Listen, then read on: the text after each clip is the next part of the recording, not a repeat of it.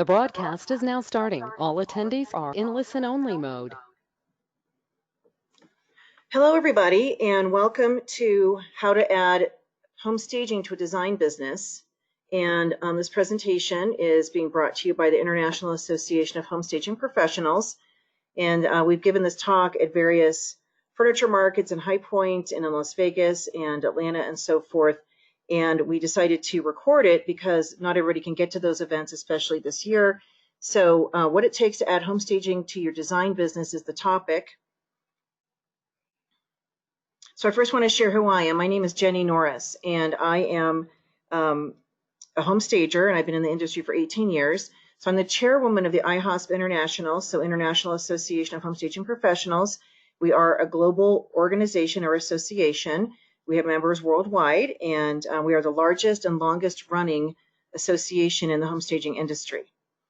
I am also the president and CEO of Staged Homes, which is a training company, and that company teaches real estate agents how to include staging as a key listing and marketing tool. And then there are courses for people who want to set up a staging business, understand how to run it, price it, market it, and so forth. My company in the Denver area where I live is called Sensational Home Staging, and I've been staging professionally since 2002. We have staged over $3 billion in residential real estate, over 5,300 properties staged. We've also been featured on ABC's 2020, The Today Show, magazine, and local TV. So a lot of media exposure for home staging, and I've been honored to be part of many of those segments. I'm also a home staging course trainer, certified accredited staging professional, home staging course trainer. That course, of course, is offered by Staged Homes. The courses that they teach give the only accreditation for somebody in our industry, and an accreditation is higher than a certification. So we'll talk a little bit more about education later on. I'm also a business mentor, love helping colleagues, love helping people succeed, and I love marketing, and at its core, staging is a marketing tool. So we're going to cover today in this webinar with you is what is the big deal about home staging? How does home staging differ from interior design? There are some similarities, but there's a lot of big differences, so we'll talk about that. Why would I want to add home staging to my design business? What is the business potential for home staging? What do I need to get started in home staging? What groups do I need to join?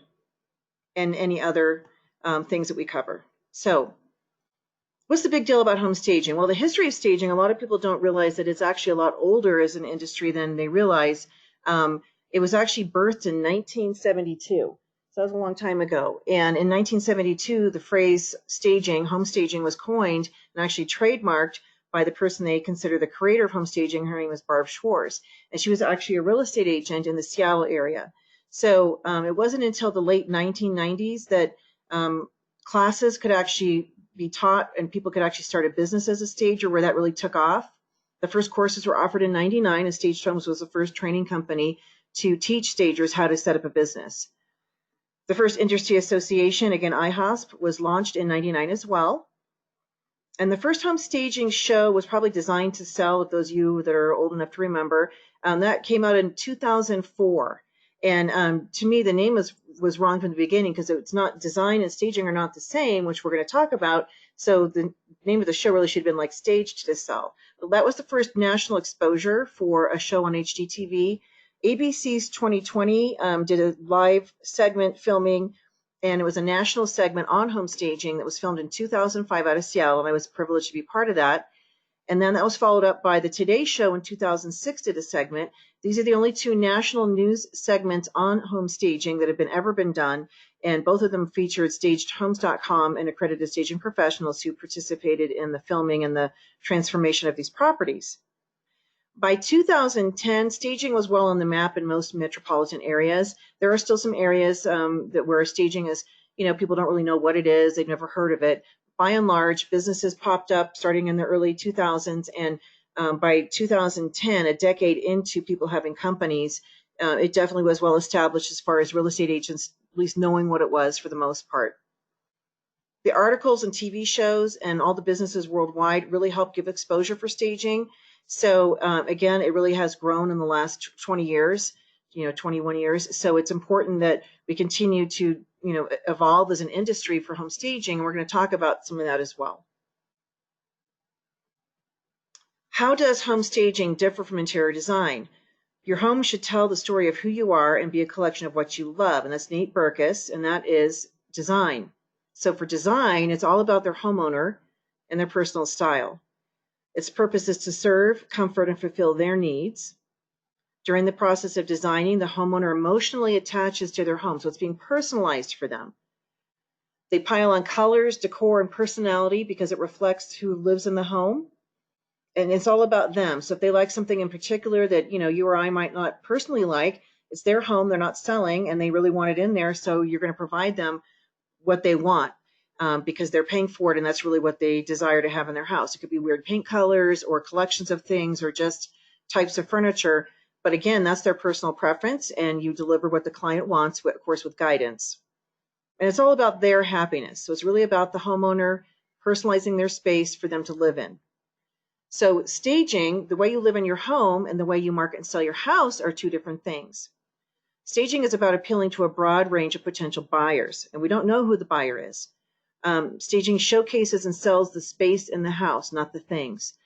When we're staging a property, we don't know who's going to buy it. We have an idea based on demographics and the price point of the house, and we will say, who do you think is the buyer for the property? We'll try to profile who that buyer might be, and then we target the staging to that particular buyer demographic.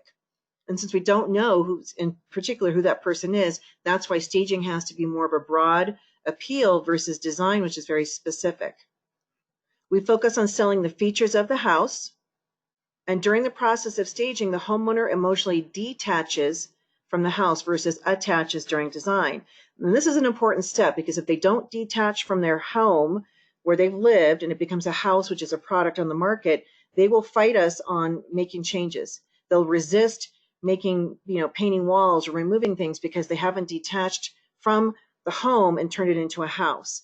And that can happen when a homeowner really doesn't want to move, they're not motivated, or circumstances are forcing them to, or perhaps they really don't understand what the goal of staging is in order to attract the buyer, and it's not about the seller. So they have to detach, and then our process becomes a lot easier. We use a lot of neutral colors, and less is more. So we accessorize and so forth. We're not overdoing it to the point of distraction. We want to depersonalize, declutter, de-everything in staging. And it's all about ROSI, ROSI, return on staging investment. So staging is one of those services that has a measurable rate of return to the seller, and we can quantify the benefit to the homeowner when they stage, and we have statistics that prove this. So staging is not decorating or design. Design is personalizing, and staging is depersonalizing. So when we're working with clients, we're telling them, to remove a lot of their personal things from the property when it's an occupied house, let's say, because we don't want the buyer to get distracted and we don't want them profiling the seller.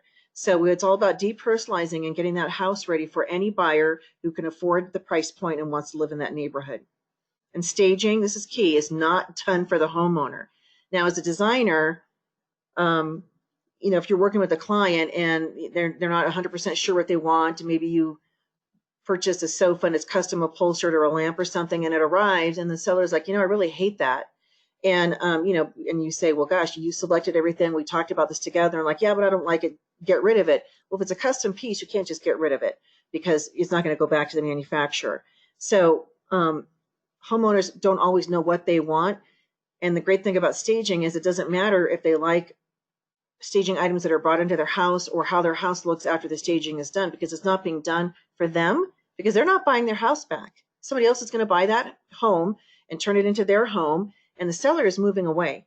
So this gives us a lot of freedom as a stager to use our expertise and our knowledge and our talent to be able to create an inviting experience for the buyers, whether it's online and in person, so that the house will sell. And so really, a seller could hate every single thing that we put in a property because it's not their personal style, and that's okay. And we will tell people that when they start, asking questions or getting involved and piping up opinions and so forth, that really this isn't being done for you as far as the buyer and the aesthetic. It's being done for you to sell your house, but otherwise, They could hate everything in there. They just need to trust that as a professional stager, I'm not going to put something in their home that's not going to help it sell. And my goal is to sell that house in the quickest time and for the best price. So that gives us a lot of freedom and really professional control, because now we're not at the mercy of the homeowner who's dictating what we have to do or not do. It's about us and our expertise and understanding the real estate market and understanding what staging is and how it can be used to really best present a home for sale or a house for sale. I love this quote. Barbara Corcoran, of course, on the Shark Tank, and she's a very successful real estate broker in New York. Huge success. And she said this, home staging is no longer optional in this real estate market. It's a must. And all of us in the staging industry are very happy to hear that endorsement from somebody who's very well known, because it's very true. It's not an option. You have to do something to stand out from the competition. So home staging at its core is a real estate tool and a marketing tool. It's not design, it's not feng shui, it's not professional organizing, it's its own industry, and it's tied to real estate. And the reason stagers exist is to help properties sell. So we really are tied into the real estate market. So that's a whole deviation as well. Interior design, that's your own industry. You have people who decorate homes, you have people who organize, you have people who do feng shui. So these are all sister industries, if you will. But staging is part of real estate. And the benefit is to the homeowner to sell in the quickest time and for the best price. And of course, it also benefits real estate agents because they will earn more commission when a house sells for more.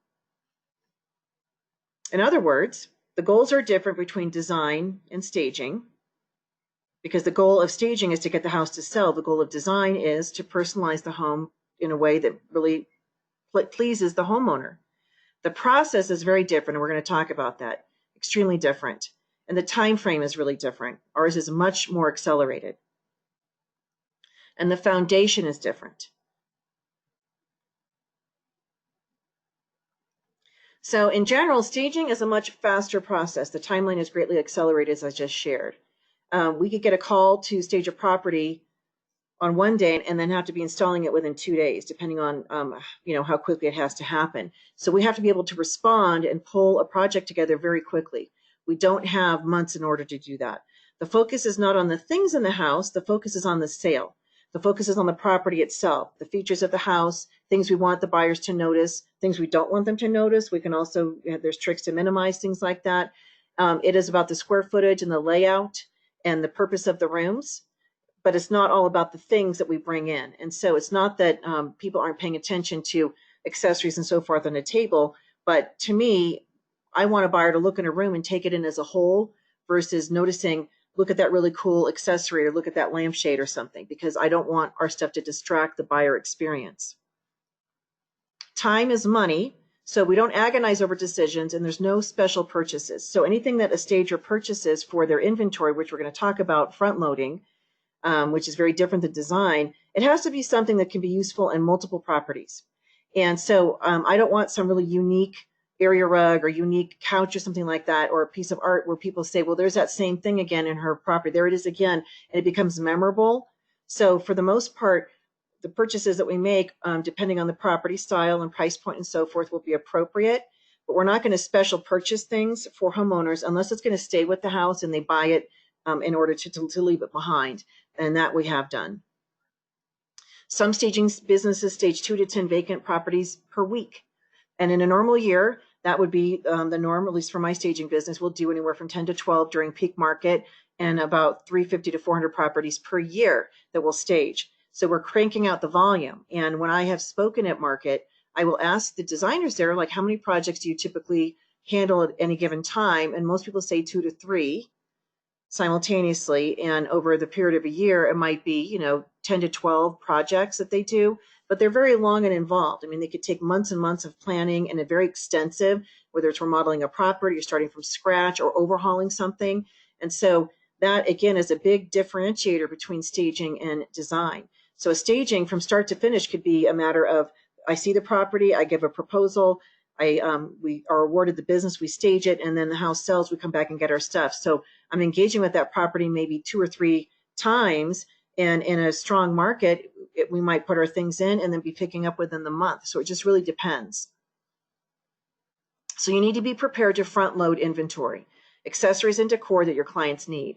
Now, this is not mandatory for staging. There's plenty of homes that are occupied, that they just need an expert to come in and tell people what to leave out, what to put away, how to rearrange things and so forth. And, if you're like me, you've seen a lot of houses that, the house itself is in decent shape, but the furniture is either really in rough shape or it's very dated. And so in those cases, that furniture really should be removed in order to appeal to the target buyer, because old furniture makes a house feel old. And there are some things we can, try to do to zhuzh it up a bit, with accent pillows and so forth. But at some point, a nasty couch or, old area rug or something like that that is just so dated is really going to hinder the sale versus help it sell for more and at the very best price. So when we talk about inventory, that's why we go to market. Stagers are attending market because we are connected with all the wholesalers. And so we might buy, have in our warehouse, somebody might have 50 to 100 couches in their inventory, and that's a medium-sized staging company. And those go in and out of properties. And so not only are we front loading, but you're also continually replenishing because things get damaged, they get dirty, get broken, and so forth. So there's this constant outlay of outlay of money in order to support a business that does bring inventory, furniture, and accessories and so forth into properties. This requires an outlay of funds to support the needs of your business. Now, in the beginning, it could be that you are slowly building. Maybe you already have some things to use and you focus on properties that you partner. There are third company rental companies that you can partner with, and they don't have a lot of the nice artwork and accessories. So a lot of stagers will start out just doing that and then partnering third party. And then at some point over time, a lot of stagers will start taking everything in-house because you can control the look of the inventory, you control the pricing of the inventory, and the delivering, the timing, and so forth. So you have more control over logistics, and ultimately you will hopefully make more money in your business. So, there are stagers that have 30,000 square foot warehouses, 20,000 square foot warehouses. Those are massive, and they're 20 feet high, so the furniture goes up to the ceiling and it's all over the place, and that furniture goes in and out of houses all year long. So as you think about getting into staging and you get requests for staging a vacant property, how are you going to support that when you don't have that type of a setup right now? And so it can grow as your staging side of your business grows, but it's a whole different animal because there's a lot of maintenance of the inventory that has to take place, and again, the cash outlay. And we don't charge, unlike a design where if you purchase an item, let's say a couch, and it's $600 for you, you're going to mark that up, and that's where you make a margin. You make some money on that and charge that to the client, and they buy it, and then you've profited and you're done. Well, staging, we're not going to charge a client $600 or $1,200 for a couch to rent it for the first month. It's always a percentage of whatever that item costs us, and there's formulas and so forth that we teach. So that piece doesn't become profitable until it's been sitting in a property for several months, and then it becomes a profit maker for the company. But it depends on what you can get for it monthly for rental, and also how much you paid for it. And so if we can get it for a better price like wholesale, but then charge a percent of what we retail, it will pay itself off faster. But the bottom line is we're running in the red until these items are paid off, and then they become an income stream. So it can be hundreds of thousands of dollars of outlay of furniture to support a strong staging business, if not into the seven figures. So think about that as well. It's not for the faint of heart. And there certainly, as I've already shared, there are staging projects that don't involve having to bring things in to a property, and the houses can be marketed and sold. However, I think a lot of designers get into staging because they like the idea of being able to curate a look and bring things in. But you're going to have all that stuff to supply it to your clients. How much inventory does a staging business usually carry? So again, a smaller company where they're focusing on accessories and artwork and so forth, those stagers can store those things in their home, in their garage, a storage unit. It doesn't require a big warehouse. So some stagers have a little bit of product, some have a ton, and it really depends on the volume of business a stager wants to do annually. So if somebody just wants to do a couple of projects a month, they're not going to have a whole lot of stuff. If they want to do 40 or 50 in a month, then they're going to have a whole lot more. Because you think about every house that we stage, it's got at least one bedroom, one or two living areas, one or two dining areas. It could have an office and so forth. And so think about bringing sofas, accent chairs, maybe love seats, accent tables, lamps, area rugs, artwork, decor, bar stools, dining tables, dining chairs, headboards, mattresses, box springs, dressers, all of those things, towels, everything you can think of that goes into a staging. The stager has to warehouse that or store that and provide that, or partner with a company that does provide some of the bigger pieces and then bring in what we call the soft goods, the bedding, the towels, artwork, and decor. So there are ways to avoid having to carry inventory.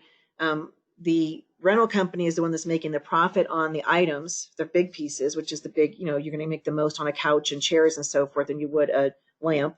They have lamps too, by the way. And then you just supplement. So depending on your market, it may be a little bit more difficult to compete for the staging because you might be competing against stagers who have taken everything in-house and they can control the pricing a little bit better. But a stager that has a warehouse has logistics costs that you wouldn't have if you didn't go that route. So warehouse comes with having to pay for that space, whether or not you do one project. You have utilities you have to pay for. You probably have moving people. So you have people that keep the warehouse organized. Stagers have trucks.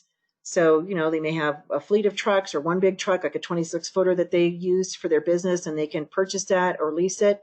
Renting, you can rent from U-Haul, but it gets very expensive. And so the logistics piece of managing all the parts that go into staging a property gets pretty complicated. And I think a lot of people think it's easier than it is because we make it look easy. The TV shows certainly don't show all the work, all the back work. I mean, there's 16 steps to staging a vacant house, and the public sees maybe 2 of those 16. So the logistics piece, being very organized, but also fluid and flexible, because in our industry, houses aren't ready. We have to quickly make changes just to a plan based on something that's going on in the house. And so we have to be fluid and flexible and, be willing to shift an appointment from one day to maybe 3 days later because the house isn't ready and not get all upset about that. And that's typical in our industry. So because we're dealing with people that are selling and they're not always ready when they say they are going to be. So you need to retrain your eye as far as broad appeal. And I love this. Check your ego at the door. And this was Cheryl Eisen, CEO of Interior Marketing Group. And she was talking about design versus staging. So retrain your eye as far as broad appeal versus making it very specific and unique and memorable. And then check your ego at the door. So what does that mean? Well, we are in an industry where we serve the real estate agents, the realtors.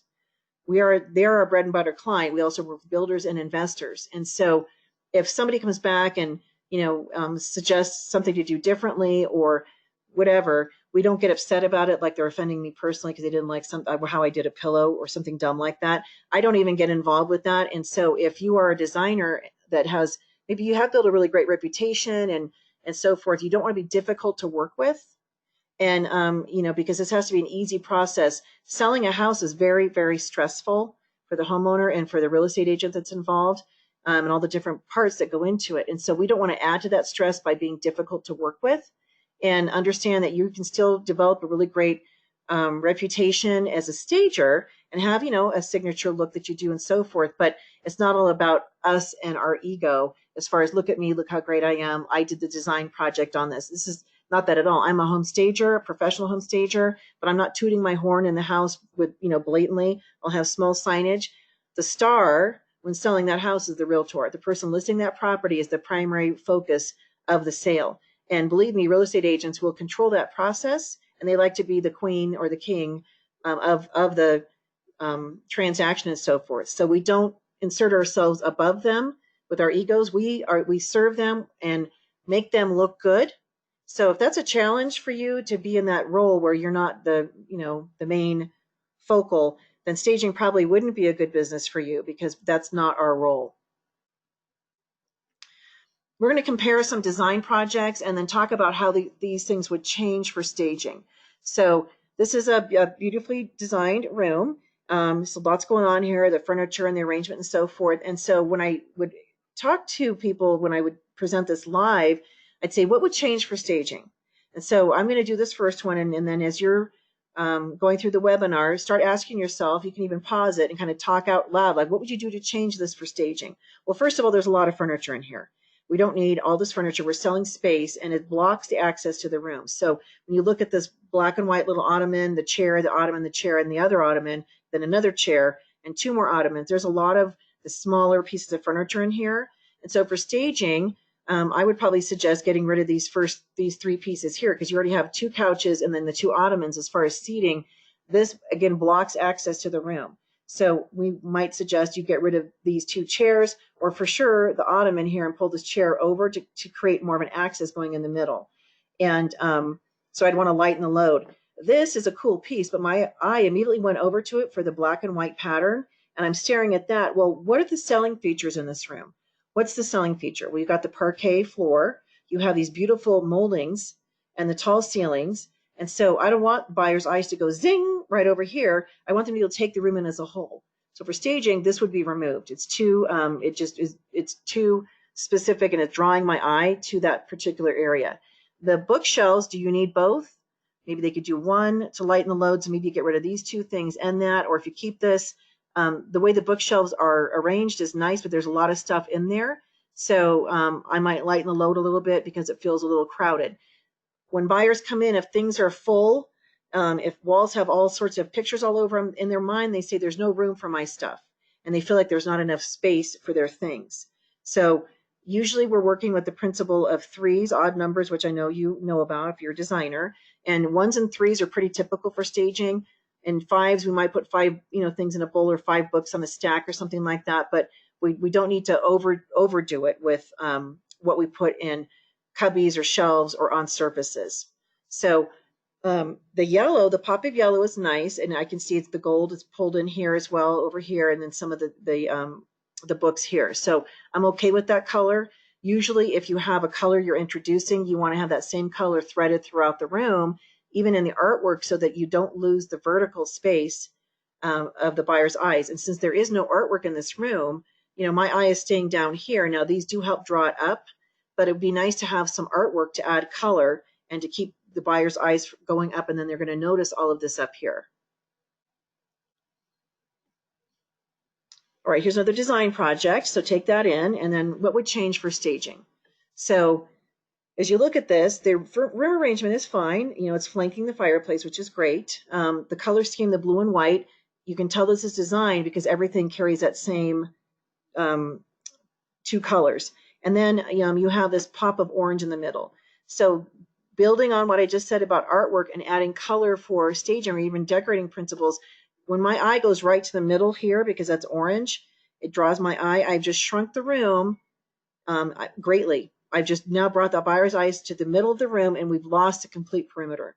So somebody could use these poppies as a focal point on the table as an arrangement, but then you would want to have something over here like artwork that has the same color in it, some orange, maybe a little bit of orange in here, to just keep that same color threaded around so it makes sense of white's in the room for staging. Now for staging purposes, little teacup and saucer, that's going to fall on the floor for some buyers. That doesn't need to be here. The accent chair could go. Again, a lot of things in the bookshelves, tastefully done. You could lighten the load. For staging, if you have to purchase all of these items and you're putting all of these, 100 items in the shelves, let's just say, the selling feature is the built-ins, not the items inside. So you could do every other shelf and then save half of those items for the next property. You got to think about that, or just lighten the amount of things that are on the shelves in general. And let's talk about window treatments. So the general rule for guideline for staging for window treatments is remove them. They're custom, even if they're expensive or what have you. What it does here is it's cutting the room into thirds. And if you remove it, we're going to see the beautiful molding, and it's going to let more light in. And so if it was shears, those could probably save it because it's a pattern, and I've got a pattern here. I've got pattern furniture, pattern pillows. It's pretty busy. There's even a pattern here, and this thing has a pattern. So you would want to remove some of the busy elements in the room to tone it down because it's too specific. Design project, very comfy, cozy, lots of little, I'm going to knit something here. I got my yarn in here. Got 1, 2, 3, 4, 5, 6 different things on the windowsill, too many. And so for staging, right? So what would you change for staging? So we need to, again, lighten the load. We're selling space. I don't want buyers to come in and trip over something. So this needs to disappear. This little table is cute, but the little things on it, there's 1, 2, 3, 4, 5 things, maybe just a book and a tchotchke of some sort on here. We don't need 5 things.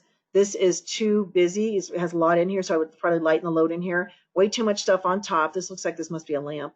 The bay window is the selling feature, so we don't need to have 6 things inside this little niche. So usually working with 3s, maybe you would keep the lantern and maybe this, and then maybe like a high, medium, low, or you have a plant.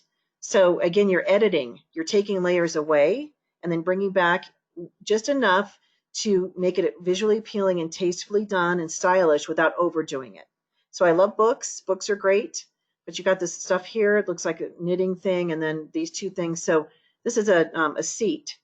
Maybe put the books here and have a pillow there and just simplify.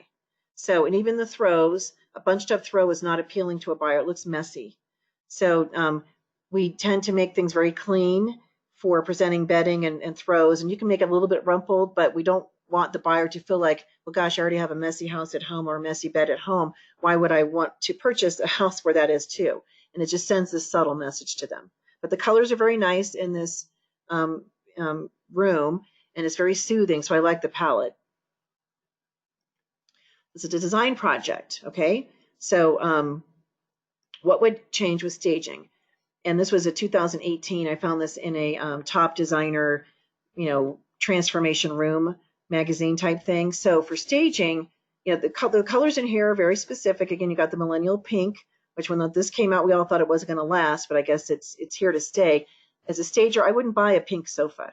I might buy a few pink accessories or pillows if I knew I was staging for the millennial that likes that color, but I haven't invested in a lot of that because it's not a color that is universally appealing. It's very female for the most part, and it's memorable. So when I've taught this live, people comment on the mismatched lampshades. So I don't know if that bothers you or not. In general, with staging, you do want things to match, but it doesn't have to be matchy-matchy. All the woods have to match, all the metals. We can mix. But in this case, it does seem a little odd. And to me, the first thing I would be advising this homeowner would be to paint this wall. The blue is a great color for living, but for selling, it makes the room feel darker because it sucks in the light. Wall colors on the walls actually come towards us. So you're actually shrinking the visual field, the visual space of the room by having a dark wall. And if they say, well, I'm not going to do that, and you also have a dark floor, so you don't have any contrast really outside of the molding. And so this artwork to me is just sort of disappears into that wall. And that was probably intentional for the design. But if I'm a stager and I'm saying, okay, I have to work with this color, I'm not going to bring artwork that's dark. I got to bring artwork that has a lot of lightness, light color to it, and that's going to brighten up that wall and give the illusion that it's not this full slab of blue. And then if you look, the other elements that are in here, I would like to see an area rug to soften the floor.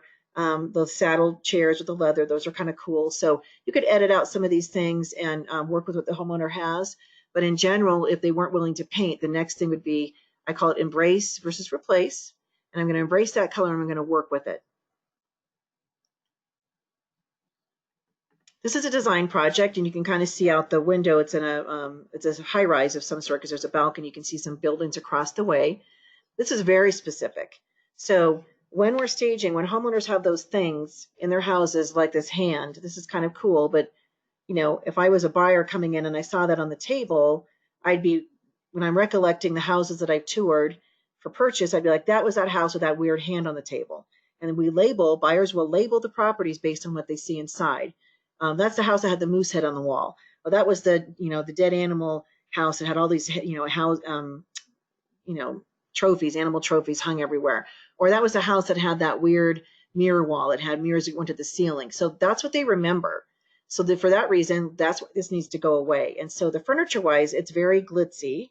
So if this is an area where you'd expect to find that, I wouldn't necessarily say take everything out. This is like Las Vegas or Miami or something. This could be appropriate for the buyer. But it's very cool design. But for staging, it needs to be neutralized more so it appeals to everybody coming in the property. And what would that entail? I don't know. Would it mean removing the wallpaper or doing something with the area rug or neutralizing the furniture a little bit? Maybe you get rid of the pink and the blue and you bring in white furniture so it tones this whole space down. You'd be kind of thinking about that. And even the window treatment with the black and white, that's cool. That's a neat window treatment. If it stayed, maybe you'd incorporate some of those same colors, but you just can't have this entire look for staging because it's too specific and it's not going to appeal to the broad buyer base. And sellers don't want to just appeal to one person. They want to appeal to everybody who can potentially buy their place. This is rustic in simplicity, imperfect, impermanent, and incomplete. So it's a design project. when I look at this, very kind of industrial with the exposed, concrete walls and stuff coming through and the hanging light. So for staging, you could have a property like this, a loft of some sort, but you certainly wouldn't stage it with a messy bed and with the shoes and this rumpled bed. This is not a look for staging, with the suitcases and a lamp on the floor, lampshade, excuse me, and then just a teacup. So it looks interesting for the photograph and so forth, but the reality of staging is this isn't going to work to appeal to the buyer. So there was actually, for a period of time, I don't know if it disappeared, I was hoping it would, there was this, suggestion or movement starting in Los Angeles about the messy bed for staging. So their idea was a bed like this on the right, that would be rumpled in a house, like madam just got out of the bed and threw the covers over because somebody rang the doorbell, and that's how the bed was presented. And I haven't seen that effectively work in any staging, and buyers want to come in and feel like it's a hotel where the bed is tight fitted, you have the comforters or the covers, and you have maybe a throw or a blanket at the bottom. It's tasteful, but it's very elegant. You can have the bedding turned down. So there's some examples we'll show you coming up, but you don't want to have a messy situation because this does not look appealing in a photograph. This looks sloppy. And so buyers notice everything when they're looking online and looking in person. So we want to make sure it's crisp and presentable for staging. So now let's talk about why would I want to add home staging? Why would you want to add home staging to your business? Well, if you have a business plan, do you make as much money as you want in your design business? Are you happy with the income you're earning? Has your income dropped at all? Listen, the DIY sites and Pinterest and so forth has been the nemesis in a lot of ways to the design industry because people think I can just do it myself. I can figure out and do it myself. And the Etsy projects and so forth. And certainly the Pinterest fails are hilarious when people try to bake something or make something and it doesn't look anything like what they thought. But I really believe that a lot of people think that they can do the work of a designer and they can do the work of a stager and they really don't know what they're doing. So I don't know if you've seen a decrease in business, if you've been in business more than 10 years, or you're new, but you need to ask yourself, do you want to make more money? And have you ever had times when you haven't had any work? And do you ever get resistance over your pricing? And have you had clients change their minds midstream? Sure you have. That's frustrating. And have you had clients not like the outcome of the design? So why would you want to do it? You diversify your monetary base. So rather than have all your eggs in the design basket, you can diversify and you can still do design, of course, but then you can also branch into staging. We do color consultations. There's a lot of things that we can do to add to our money and to not be limited to just one part of a service that we can offer. When interior design projects slow down, you could pick up staging projects. Staging can be lucrative. So stagers can make 4 figures if they're just a little hobby, or you can make a significant 6 to 7 figure business. So most stagers, when they get started, we teach them how to make a mid 5 figure right out the gate and then can grow from there. But there are stagers into 7 figures, and to get into the 7 figures, you do need to have warehouse and all of that, all the parts that go with that. That is all part of it because that's the only way to get into that element is to add the inventory income piece to your business. Otherwise, there's no way you could earn 7 figures staging without inventory because you'd die trying. You'd have to be doing a ton of projects. Staging projects are quicker. They're done much more quickly. So you get in, you get out, you move on to the next project. Now this is big. Staging is mandatory. Design is a luxury. Staging is mandatory because it's to sell a property. So it becomes a mandatory part of that process. And because the real estate industry has been educated by those of us that have been in the industry for a really long time, people get it. They know that I need to stage my house. We need to make it look really great for selling. And so it becomes this mandatory part of the process. So a seller is willing to pay money towards that in order to get the results they want versus design. If they have extra money, they have to plan for it. It can be, expensive depending on what they're doing. And so not every person has this discretionary income to put towards a design in their house or their home. Versus staging, you'd be surprised at how much people are willing to dig around and scrounge and get it together to fund the staging. A lot of real estate agents will pay for the staging on behalf of the client and get reimbursed at the closing. And there's other companies that are stepping up to help pay for the staging on behalf of the seller, and then they take a percentage to pay for them fronting the money. So this whole industry has evolved, and so it becomes mandatory versus luxury. And here's some common misconceptions about home staging. Somebody goes, well, this is a hot market. I don't need to stage. The realtor can say that, a seller can say that. And what we say to that is you're leaving money on the table, because in a hot market, the house will stage for even more. And I don't know one seller that is like happy, like, well, I don't want to make every penny out of the sale. I just want to make some money. They want to make every penny they can out of the sale, because they could be purchasing in the same market, or it could be their retirement, or it could be they're moving someplace else. And they need as much money as possible in order to get to the next step of their life. So you're leaving money on the table even in a hot market. Staging costs too much. And I always say, well, how do you know unless you've gotten a price? So you can't base it on what you hear on television. Flip or Flop does a pretty good job about actually giving the true numbers for staging. I have a colleague that stages for the original Flip or Flop Los Angeles with Tarek and Christina. And so I asked him, Kevin, is the amount that they put on the television actually what you were paid? And he said, yes. And that's probably for 1 month for the initial installation and 1 month of use of all the items. So I think when you see shows like Millionaire Listing or Millionaire Real Estate Agent, those shows, and they say the staging was 40,000 or $1 million, that's actually a real number. It was a house in Los Angeles, and it was a design project. It really wasn't staging. They purchased things that stayed with the property, and it was this massive, massive house, tens of millions of dollars, and the staging itself was supposedly $1 million. But for the most part, staging isn't going to be this big fat number, because it's for a shorter period of time, and it really depends on the property and so forth. But they don't know what it costs because they haven't gotten an estimate. So we need to educate the target client. Realtors have to pay for the staging, and they don't. Sellers really should be the ones paying because it benefits them the most. However, my experience is that sellers oftentimes are strapped. They don't have discretionary income laying around. Most stagers take credit card for payment, so that a lot of sellers will pay for it that way. So realtors can offer to pay as a part of listing with them. To me, a realtor should increase their commission if they're going to be doing that, and they should cap how much they're contributing towards the staging, because ultimately realtors do an analysis of the market. They're going to tell the seller, we believe this is where your property is going to sell, but they're not in charge of the market.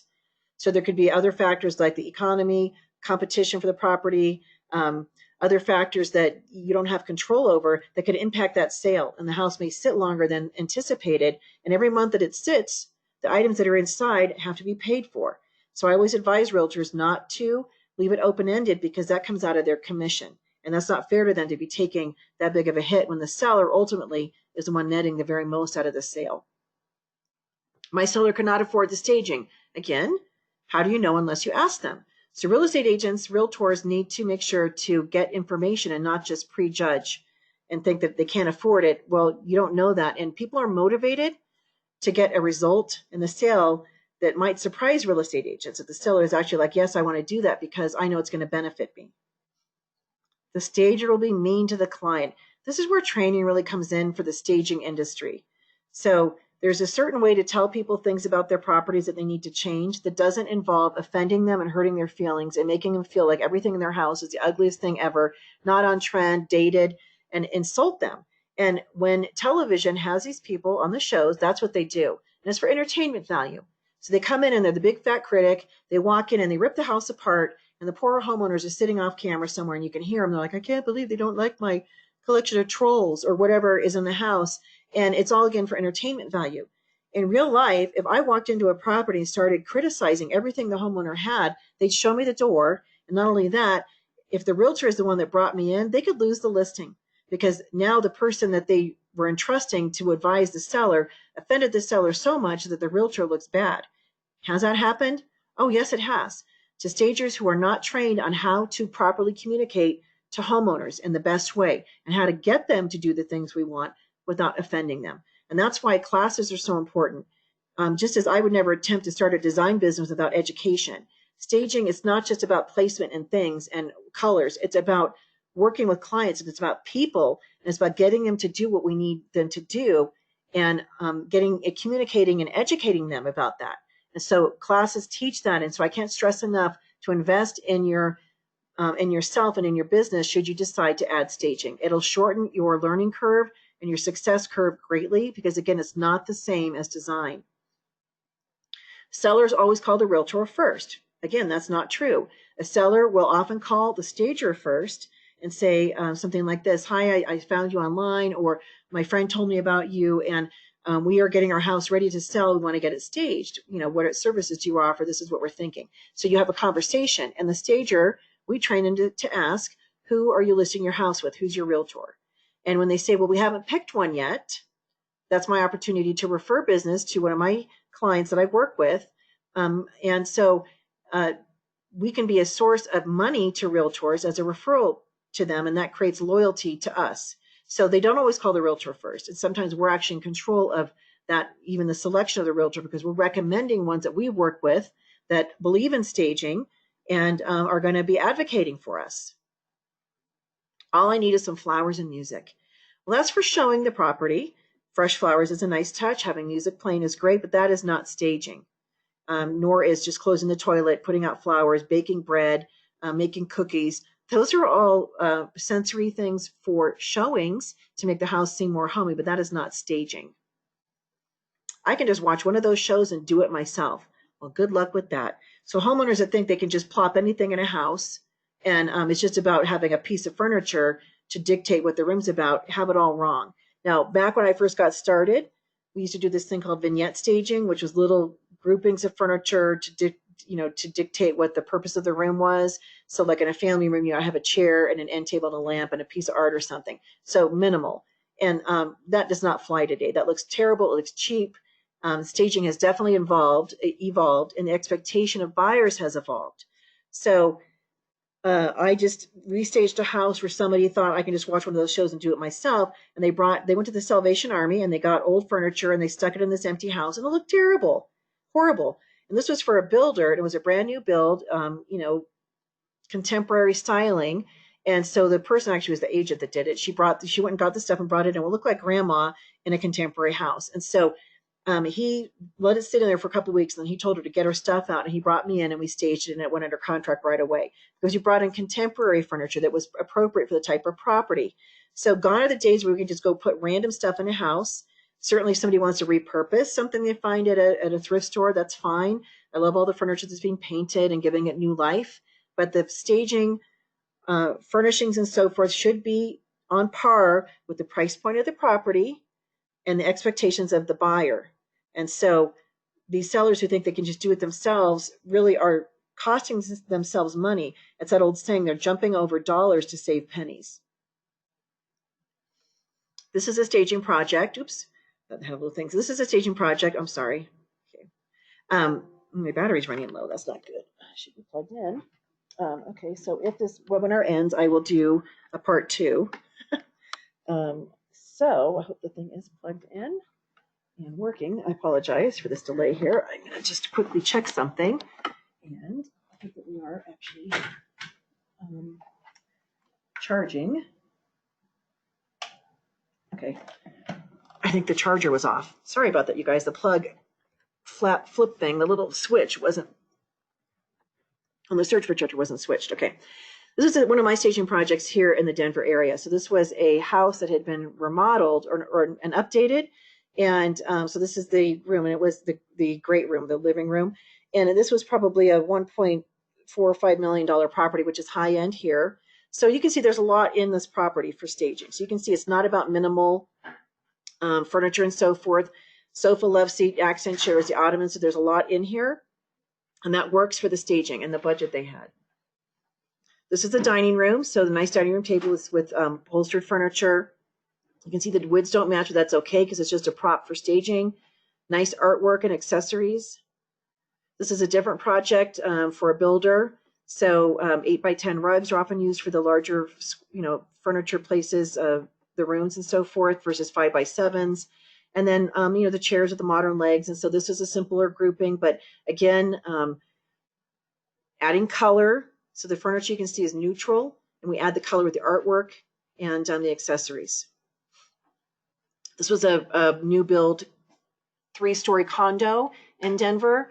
So kind of tight square footage. And so the waterfall countertop is very nice. This room here, we could only put a love seat in. There's a fireplace here and the television. The challenge I see with this floor plan in general, which I believe they should have talked to an architect or designer or somebody, they put the bathroom on this wall here, which prevented us from being able to have a solid wall to push this piece back and get a bigger piece in here and not have this so tight. but because the bathroom's there, we had to keep a 3-foot walk space behind. And the bathroom could easily have been accessed from around the corner. There was a closet access. And so sometimes I see builders do a great job with the properties, and others, I wish they would have thought more practically about placement. And the other part of that too is there's a slider on the right to access the back patio. So having to have pathways go through here became a challenge, but we staged it, tastefully, and it went under contract. Master bedroom, wood floors. Some stagers would put an area rug down. Some people we don't want to hide the selling feature, which is the floor. That is subjective. And so again, a couple pieces of art. So we're not overdoing it. I like these beds with the headboard and the platform, and so forth. So this is a nice master bedroom setup.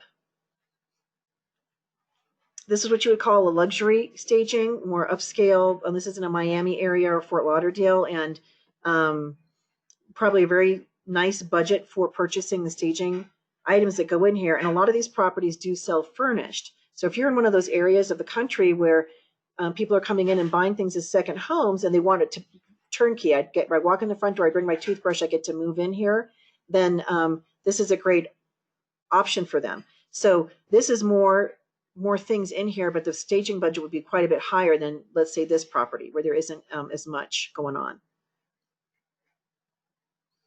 And a nicely appointed dining room table, again, for more of a luxury property. So you can see the centerpieces. You could just have the orchid. They put these little spiny balls too, and just 2 place settings. Some stagers do 4 place settings and don't do the 2, but this is an 8-seater. So you're staging for who the target buyer is, and this space can definitely take this size. Master bedroom with the bedding rolled back, again, area rug underneath. So set up for staging. Some people will say, well, I would put the ottoman here. So again, it's subjective. And that's not a reason the house will or won't sell. So we get to have fun with how we place things. But you can see this furniture is all contemporary and on trend. The same thing with the artwork. And then there's these types of properties. So, staging is not glamorous and it's hard work. So this is one of my clients, and this is how she lived. And so I am shocked when I go into properties a lot. And I don't ever ask, well, what's your problem? Why can't you, throw your trash away, whatever. I don't have an opinion. In my head I do, but I don't ever say it. So my goal is to help this person get the house sold. And so in this case, we could use the end tables. Those were nice. If she wasn't, I think she moved out. So I think she took those with her. But this is her bed. So we brought these in, and this is not a high priced house. So that's our bedding, and the bed is hers, and artwork and so forth. So if she wasn't moving out, we could still use the nightstands. They would have to declutter and clean. And this bedding, no, we'd have to change the bedding to a neutral or something that's more on trend. This was a family room. So again, she was moving out, but this place was just a mess. And she had the fattest Rottweiler I'd ever seen in my life. Sweet little boy, but just stomach practically dragging on the ground. But she's got a lot of little collections and things. And so here's the after. So we brought in furniture grouping, and we created a dining area because there wasn't one. And this is right next to the kitchen. And I don't like eating over a piece of carpet, but that was the space for the dining area, because otherwise it was just counter bars. This is her kitchen. So God bless her. She's, trying to get things cleaned up and so forth, but just way too much going on. So here's the after. And I don't know if you guys feel like, get me out of this space. It's so cluttered and gross, basically. It's dirty. I don't even want to be in this house. And yet we see this with homeowners, because the way you live in your home and the way you market and sell your house are 2 different things. So this is for marketing and selling. And if she wants to live like this and with her family, I mean, that's her choice. I'm not there to judge. I wouldn't choose that for my family, but I'm there to help. And that's the perspective of staging. So you will see properties that are lived in hard, and sometimes you have to work with what they have. Sometimes it's just a matter of purging and cleaning, get rid of all this excess. You can see the counters, and present it well for buyers. So how would I add this service to my business? StageShrums.com offers a 3-day home staging business course. So it's 24 hours, and it's done in 3 days. So you can either do it in an in-person class or a live webinar or a virtual classroom. So there's flexibility. So a recorded webinar is also offered. So you can do live person, live webinar, virtual classroom, or recorded webinar. And so the recorded version, it's self-paced, so you could do it over a couple of weeks. We don't monitor that. You do not want to string it out too long, because the information builds on each module that we're teaching. You don't want to forget what was taught before, the concepts and so forth. but it's important to get education on home staging, the process, what you do, what to do when the phone call comes in, how do you handle clients, what do you say, what kind of role playing and scripting do you need to know? And that's all taught in the classes. Pricing your services is incredibly important because the way we price our services is not hourly, which is what you've been taught as a designer for the most part, is you have your hourly wage, your rate, and that's how you calculate your fees, and you share that with the client. And so we're staging, we don't do that. We provide lump sum, and we teach what your value is in your market and how much the going rate is for the different types of stagings you'll be doing. Key clients that you're going to be needing. So how to attract key clients, how to market yourself specifically for staging. And then logistics, how to run projects, how to coordinate an installation of a staging and so forth, the steps that go into that. You're taught how to do that. And then resources for sourcing things like bedding and headboards and mattresses and furniture and couches and all that type of thing. We have put together a vendor partner program that's very robust, and we go directly again to the manufacturers. And when you take the class, you have access to all of that. We've already negotiated all the discounts. And I know as a designer, you get to go to the market, you get discounts. We're getting stocking dealer price discounts. Our discounts are far more than what an individual person can walk into a showroom and get, because we're talking about thousands of members and there's power in numbers. So we've been able to negotiate that, and we want people to be able to take advantage of that. So don't overpay for things that you could actually be saving an additional 20 to 40%, plus have no minimums, order amounts, plus have shipping that's discounted and so forth. So there's a lot of things that these companies have done for us to help benefit our members. And then partnering for success with other individuals, with whether it's real estate agents or other stagers, you can partner for success, and that's why you would want to add the service. And when you are a partner for success with real estate agents, because you're helping them present a property better to market, it reflects on their reputation, makes them look better. The house should sell faster and for a better price based on statistics that we track, and that means they're going to make more money. So we truly become a partner in success with the real estate agents and the investors and the builders that we work with. You're taught how to market your services, where you need to be to market, how to do that, who your target clients are, how to identify them, resources to help you save time and money as you establish your business. You're provided that. And then plans to help you achieve a 5 to 7 figure business. So you're taught what that takes. And so, you all have talent. If you're creative, you're listening to this, you could probably figure out the aesthetic part of it, how to pull a room together. But believe me, all the other elements, why struggle to figure out how to price your services or how to put a proposal together? There's templates that are available. How to do a consultation. What does that mean? What types of consultations are there? How do you price those? How much time should it take to stage a property? These are things that are all taught in these classes. And so the training companies aren't making money hand over fist. The staging company that Staged Homes, which is the company that I am the president and CEO of, I'll tell you, we make a profit on the tuition, but not a big profit, because we pay our trainers to travel, to teach. We pay our staff to market and so forth. And so these companies are not multi-million-dollar companies by any stretch of the imagination. In fact, I make more money in my staging business, owning a company with the income I derive from that, than I do as president and CEO of Staged Homes or the chairwoman of IAHSP. And the reason I'm in those roles is because I love the industry and I love our members. And the person that had run those before wanted to retire.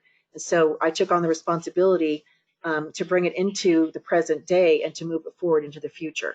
But it's not a big money maker. So the classes are priced, I believe, fairly for what you receive in them, as far as everything that is provided during the class and after. You have a ton of support afterwards, groups you can join. There's a lot of sharing, so you don't have to sit there and figure it out for yourself. IAHSP is your home in the home staging industry, and I love that phrase that we coined, and it really is a home for the stagers.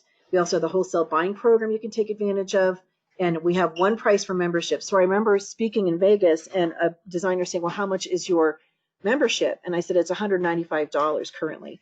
And if this is being watched in the future, the price can go up, but it's not going to be a giant jump over time. And she was like, wow, because I know how much the designers pay to belong to ASID and these other associations. It's a lot more than that. So $195 per year, and you have all this benefit of just the wholesale buying program would save you thousands and thousands of dollars off the things that you would purchase. Even if you didn't even stage, you just tapped into the buying program and you're buying things for your clients, believe me, you're going to save thousands and thousands of dollars off what you're purchasing. So IAHSP provides education and courses, like different designations you can earn to specialize in luxury properties, to understand the buyer trends that are out there, to work with investor properties and so forth. So we do provide added education in that realm. And then Staged Homes is the core class, the 3-day course. And then there's also a 5-day master's course that follows up for people. And these are just some of the partners and companies that are partnered with us. You might recognize some of these names. We do have an event that we usually have annually, and they come and they display, and it's a great partnership. So you can just see some of the different names in here. There's everything from furniture to art to accessories to services and so forth. As an example, Sherwin-Williams, we get up to 57% off on paint and supplies. That's just one of the discounts and incentives. So you want to partner with IAHSP, become a member, and then get some education in staging. When you take the Staged Homes course, by the way, your membership in IAHSP is included in your tuition. So it's not a separate purchase. IAHSP truly is a global force in the home staging industry. We are the only association currently that requires education first before joining. And that's important because you have to have a foundation in education to be successful. And otherwise people are just guessing. And I don't think they're as serious about their growth in their business in the future as somebody who actually invests in themselves and gets education. So our association does require education first. We do have a worldwide presence and we're growing. So I believe currently we're in 5 continents and over 20 countries. We're the largest association in the world. We're double the size of the next largest association, if that tells you anything. And we do industry collaboration with other influencers and educators. So we opened that up. We were the first association to invite people who other people would say, well, they're your competitors, to speak to our members at our events. And I am a big advocate of collaboration. I don't believe I know it all, not by this, I'm still learning as everybody is. And so if somebody else has expertise in an area that I am lacking, I'd like to learn from them and also be able to have our members learn. So I'm big about collaboration. And at this point, if we were live, I would ask you if you had any questions about the information that was shared. And so since we are not live, I'm going to give you my email address. You can always email me with any questions you have. My email is Jenny, and I spell my name Jennie, Jennie at IAHSP.com. You can see it down here, IAHSP.com. So that's where you can email me about any questions you have about the information shared, about getting started in staging, about any thoughts that you have. I'm here to help you. We have our industry chapters. Our IAHSP chapters are set up around the country for ongoing collaboration and networking with members, to co-venture on projects, to share resources and so forth. So the chapters are really valuable. And again, we have other courses you can attend and earn specific niche designations to help educate yourself. We have the Staging University, which is offered by Staged Homes. And when you take that class, you have access to that. And that has turnkey marketing and business forms and templates and so forth, all included, agreements and proposal templates that are done for you already. So there's a lot of value in attending a class where you don't have to recreate the wheel. And so stagedhomes.com is that site. IAHSP.com is the association. And then we have a lot of social media groups that when you start a staging business, you can come and join. And there's a lot of really great sharing that goes on in the social media groups. So I appreciate you watching this webinar, and I hope it was helpful to give you some information about what it takes to add staging to your design business. And again, if you have any questions, please reach out to me. I am here to help you, and our association and our training company as well. So that is it for me. Thank you again so much for watching, and I'm going to go ahead and sign off now. Bye-bye.